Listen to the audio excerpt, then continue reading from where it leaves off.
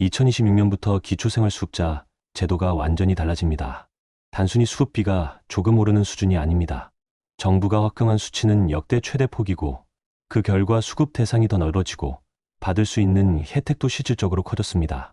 특히 지금껏 기준을 넘지 못해 매번 탈락하던 분들 중에서도 내년부터는 새로이 혜택을 받을 수 있는 분들이 수만 명 추가될 것으로 전망되고 있습니다. 무엇이 달라졌을까요? 중위소득 자체가 역대 최대폭으로 인상됐습니다. 이로 인해 생계급여 기준도 전면 수정됐고 의료급여는 이용 횟수에 따라 새롭게 본인 부담 구조가 도입됩니다. 뿐만 아니라 부양의무자 기준 완화, 자동차 재산 기준 완화, 청년층 근로소득 공제 확대 등 그동안 가장 논란이 많았던 지원들까지 전면 손질이 들어갔습니다. 그렇다면 내가 과연 혜택 대상에 포함되는지, 지금 어떤 준비를 해야 할지, 어디서부터 확인해야 하는지, 이 모든 내용을 오늘 이 영상에서 순서대로 정리해드리겠습니다. 복잡해 보일 수 있지만 하나하나 풀어보면 생각보다 단순합니다. 이미 생계가 빠듯한 상황에서 이번엔 될 수도 있다는 신호가 나왔습니다. 그러니 오늘 영상은 끝까지 함께 해주세요. 그리고 영상을 보시면서 나는 어떻게 활용할 수 있을까? 이 제도는 어떤 점이 바뀌어야 할까 싶은 생각이 드신다면 황운경제연구소 댓글란에 여러분만의 의견을 자유롭게 남겨주세요. 그 경험 하나가 또 다른 누군가에게 실질적인 도움이 될 수 있습니다. 2026년부터 기초생활보장제도의 가장 근간이 되는 기준중위소득이 대폭 인상됩니다. 이 수치는 단순히 통계가 아니라 정부가 기초생활보장제도의 수급 대상을 가르는 기준선으로 삼는 만큼 매우 중요한 지표입니다. 정확한 수치를 살펴보면 4인 가구 기준 월 649만 4,738원, 1인 가구는 월 256만 4,238원으로 확정됐습니다. 전년 대비 각각 6.51%, 7.20% 인상된 수치로 역대 최대 폭 상승이라는 점에서 큰 의미가 있습니다. 이 수치가 왜 중요하냐면 바로 이 기준을 바탕으로 생계급여, 의료급여, 주거급여, 교육급여 등 모든 기초수급 혜택의 대상 여부가 결정되기 때문입니다. 예를 들어 생계급여는 중위소득의 30%를 기준으로 정해집니다. 1인 가구의 경우 2026년도 기준으로 월 82만 556원 이하의 소득이면 생계급여 수급 대상이 될 수 있습니다. 4인 가구는 월 207만 8,316원 이하로 인상됩니다. 이는 단순히 몇 퍼센트 인상이라는 차원을 넘어서 실제 현장에서는 이번엔 나도 수급 대상이 될 수 있다는 희망으로 연결됩니다. 더 놀라운 점은 이 변화로 인해 약 4만 명의 신규 수급자가 추가될 것으로 정부가 전망하고 있다는 점입니다. 그동안은 기준중위소득에서 조금만 초과해도 신청이 거절되었던 분들이 많았습니다. 특히 단독가구나 고령부부 가구처럼 생활비는 넉넉하지 않지만 소득 기준만 미세하게 넘어서 지원을 받지 못하던 케이스들이 많았는데 이번 중위소득 상향 규정으로 그 문턱이 확 낮아졌습니다. 중요한 건 이 기준은 자동으로 적용되지 않는다는 점입니다. 조건이 완화되더라도 신청하지 않으면 혜택은 따라오지 않습니다. 여전히 많은 분들이 나는 수급 대상이 아닐 거야라는 고정관념으로 지원 자체를 포기하고 계십니다. 하지만 실제로 상담을 해보면 자녀와 따로 살며 소득이 거의 없는 분, 퇴직 후 국민연금 수령 전 공백기에 있는 분, 건강 문제로 근로소득이 없는 분 등 수급 자격이 되는 분들이 생각보다 많습니다. 또 한 가지 짚고 넘어가야 할 것은 이 기준선은 단지 생계급여만의 문제가 아니라는 점입니다. 의료급여, 주거급여, 교육급여 등 모든 급여 항목이 중위소득을 기준으로 연동되어 있습니다. 예컨대 의료급여는 중위소득의 40%, 주거급여는 48%, 교육급여는 50%를 각각 기준으로 삼습니다. 이 말은 곧 기준 중위소득이 오르면 모든 급여 수급의 문턱도 같이 올라간다는 뜻입니다. 이번 조정으로 이 기준선 자체가 전반적으로 완화되면서 기존에는 탈락했던 가구도 재신청을 통해 혜택을 받을 가능성이 높아졌습니다. 이처럼 이번 중위소득 인상은 숫자 하나가 아니라 삶의 기준선을 바꿔주는 변화입니다. 특히 나이가 들수록 소득 창출이 어려워지고 고정기출이 늘어나는 시점에선 이런 변화 하나하나가 버틸 수 있는 시간, 살아낼 수 있는 구조를 만들어줍니다. 어느덧 경제활동에서 멀어지고 버는 것보다 쓰는 게 더 많아진다고 느끼는 시기라면 지금이 바로 그 구조를 다시 확인하고 활용해야 할 때입니다. 내가 모른다고 제도가 나를 피해가진 않습니다. 하지만 한번 관심을 갖고 움직이면 예상치 못했던 지원이 내 삶에 들어오기 시작합니다. 이건 혜택이 아니라 지금까지 열심히 살아온 이들에게 마땅히 돌아와야 할 보장입니다. 앞서 중위소득 기준이 바뀌면서 수급 대상자 자체가 확대된다는 말씀을 드렸습니다. 이제 본격적으로는 이 기준을 바탕으로 각 급여 항목이 어떻게 바뀌는지, 구체적으로 살펴볼 차례입니다. 변화의 폭이 크기 때문에 한 가지 항목만 놓쳐도 실제 삶에 큰 차이가 날 수 있습니다. 특히 단독 가구나 노부부 가구는 이번 인상이 직접적인 월 생활비 절감으로 이어질 수 있으므로 꼭 체크하셔야 합니다. 먼저 생계급여입니다. 생계급여는 말 그대로 기초생활이 어려운 가구에 대해 매월 현금으로 지급되는 최저생활보장금입니다. 2026년 기준으로 생계급여의 최저보장 수준, 즉 선정 기준은 1인 가구 기준 월 82만 556원, 4인 가구 기준 월 207만 8,316원으로 인상됩니다.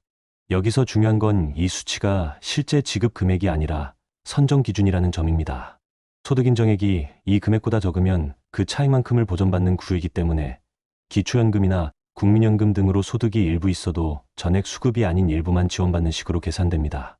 그럼에도 불구하고 이번 인상으로 그동안 몇천 원 초과로 탈락했던 분들이 수급 대상이 되는 구조가 만들어졌습니다. 다음은 의료급여입니다. 의료급여는 의료비 본인 부담을 줄여주는 제도인데 올해는 특히 연간 외래 진료 횟수 365회를 초과하는 경우 본인 부담 30% 적용이라는 새로운 기준이 도입됐습니다.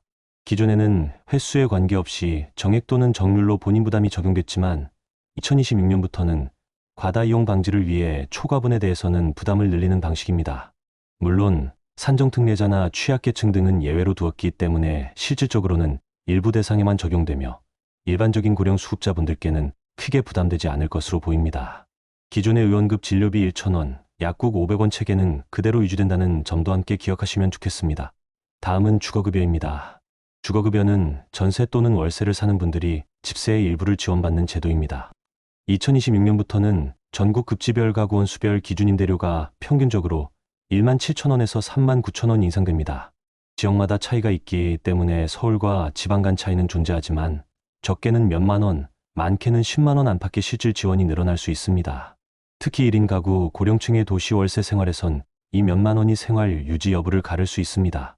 중요한 건 주거급여도 마찬가지로 기준 중위소득 48% 이하라는 조건이 붙기 때문에 중위소득이 오르면서 그만큼 대상도 넓어졌다는 점입니다. 마지막은 교육급여입니다. 자녀가 있는 기초수급자, 가정에게 교육 관련 비용을 지원하는 제도인데요. 2026년부터는 평균 6% 인상됩니다. 항목은 크게 교육활동 지원비가 해당되며 초등학교, 중학교, 고등학교에 따라 지급액이 다릅니다. 예를 들어 초등학생 자녀가 있다면 교과서 구입, 방과 후 활동비, 현장체험학습 등 다양한 목적으로 사용할 수 있는 금액이 늘어납니다. 과거에는 이런 비용이 부족해 자녀가 소외감을 느끼는 경우가 많았지만 최근엔 실질적인 참여를 지원하는 방향으로 제도가 개선되고 있다는 점에서 매우 긍정적입니다.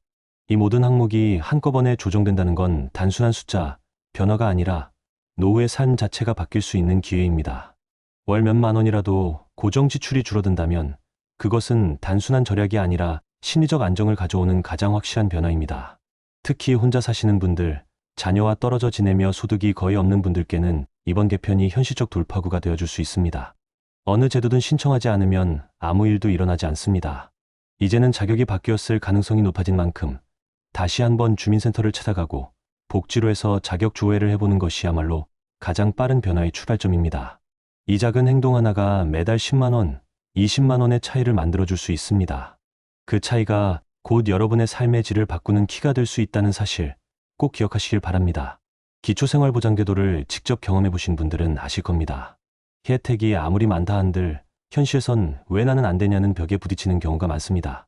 특히 부모, 자식 간의 부양 의무 기준, 집 한 채가 있다는 이유로 탈락되는 사례, 또는 생계를 위해 몰고 다니는 화물차가 이유가 되어 지원이 끊기는 상황. 이런 복잡한 조건들은 제도를 만든 취지와 다르게 현실을 외면한 장벽이 되어 왔습니다. 이번 제도 개편은 바로 이 지점들을 직접적으로 건드렸습니다. 먼저 가장 주목할 부분은 부양비 산정 기준의 일괄 완화입니다. 지금까지는 수급 대상자의 자녀나 부모가 일정 소득 이상일 경우 그중 일부를 부양 능력으로 간주해 본인의 수급 자격을 박탈하는 구조였습니다. 2025년까지는 자녀의 소득이 30%, 부모의 소득이 15%만 넘더라도 해당 금액 일부가 계산되어 수급에 영향을 줬습니다. 하지만 2025년 10월부터는 이 기준이 전면 개편되어 자녀든 부모든 동일하게 10%까지만 반영됩니다. 이는 정부가 발표한 공식 제도 개선안에 명시된 내용이며 사실상 수급 신청 시 가장 큰 장애물이었던 부양의무자 기준을 대폭 완화한 셈입니다.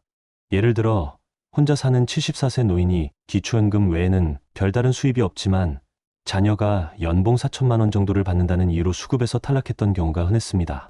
하지만 이제는 그 자녀의 소득 중 오직 10%까지만 부양 능력으로 간주리기 때문에 탈락 가능성이 크게 줄어들게 됩니다.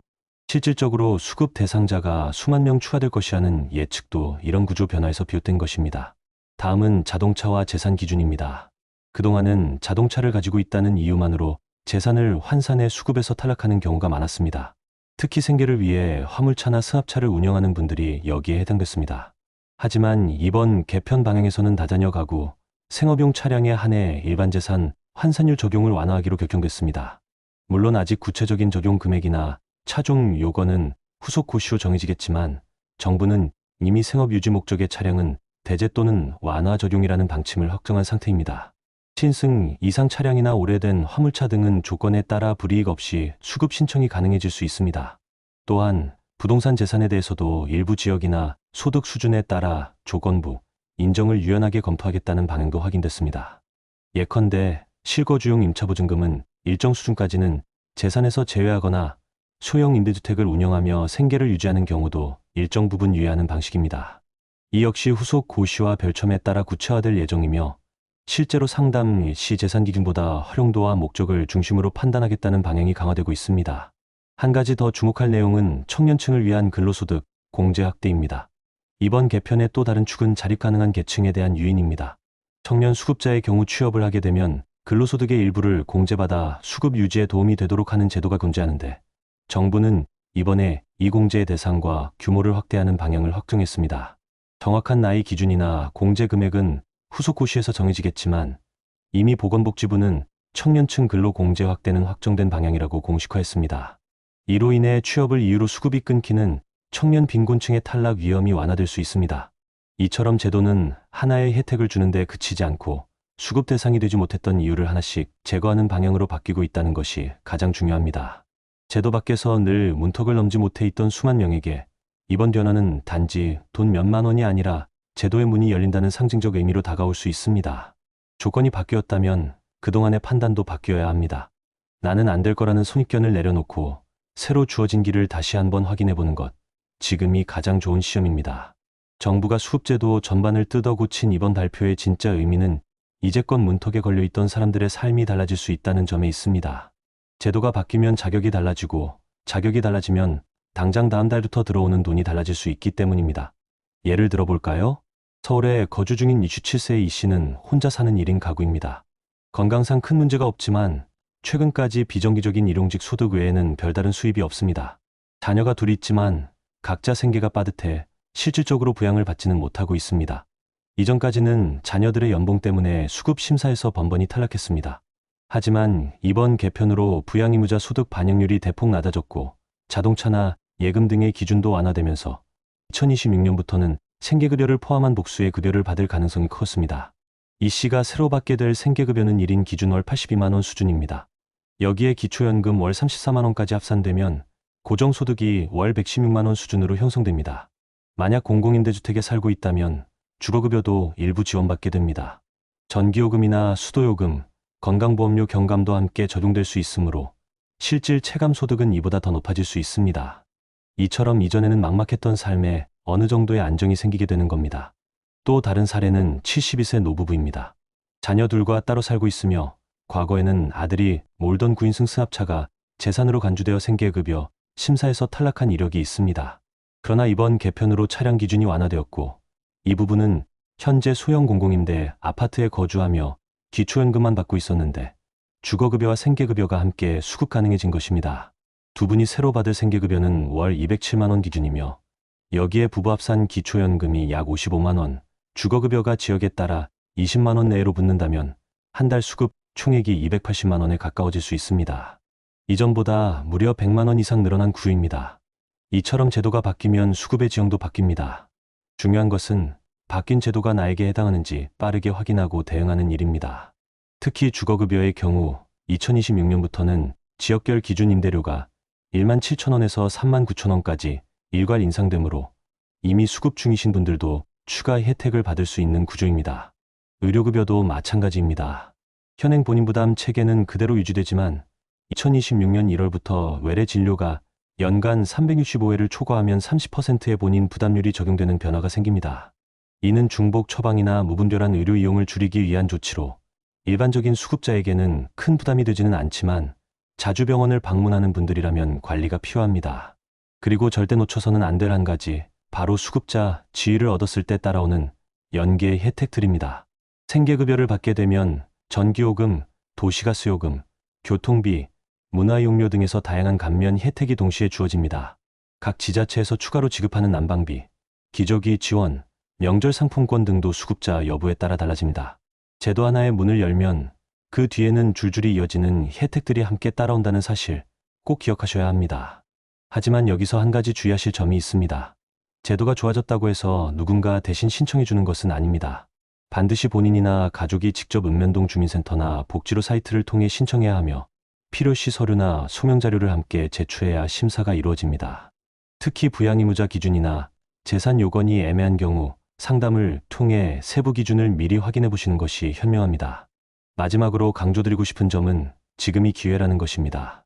이번 변화는 단기적인 혜택이 아니라 앞으로 매년 수십만 명의 삶을 바꿀 수 있는 구조적 변화의 시작입니다.